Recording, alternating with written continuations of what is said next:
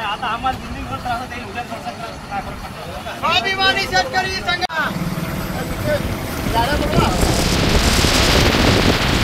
स्वाभिमानी शेतकरी संघटनेचा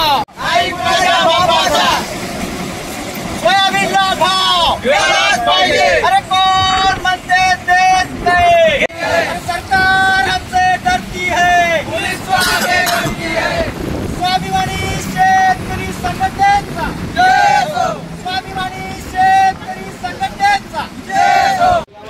पूर्ण गावाजवळ आंदोलन केलं जात आहे. स्वाभिमानीचे जिल्हाध्यक्ष अमोल पाटील यांना विचारलं काय तुम्ही आपला जबरदस्ती खुश करते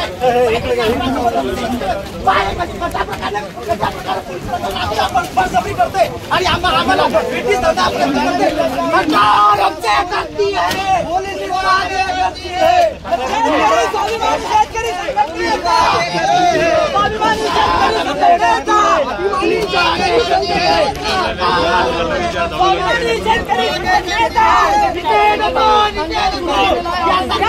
दलपत्री सरकार आहे. पोलीस प्रशासन कशा प्रकारे आमच्यावर बंदी करते, आम्हाला पकडते, मारते.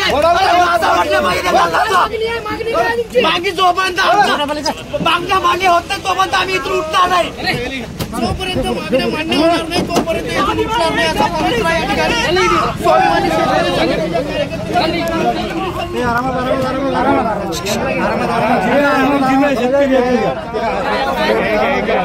आज कशासाठी उपोषणाला बसले आपण? आज या ठिकाणी रास्ता रोको आहे स्वाभिमानी शेतकरी संघटनेच्या वतीने.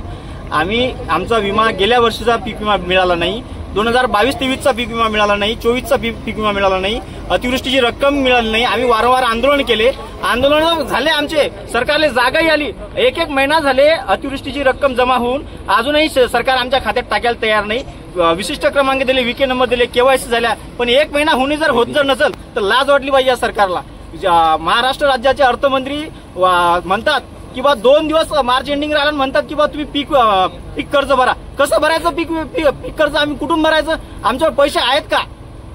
अरे तुम्ही जर तुमच्याजवळ एवढी मोठी महाराष्ट्राची तिजोरी असून तुम्ही जर म्हणता किंवा सगळे सोंग होतात पैसे सोंग होत नाही, तर आम्ही शेतकरी मायबापन आम्ही तर मरणाधारात उभे. आम्ही कुठून करायचे पैसे सोंग? 2 दिवसात कसे करायचे?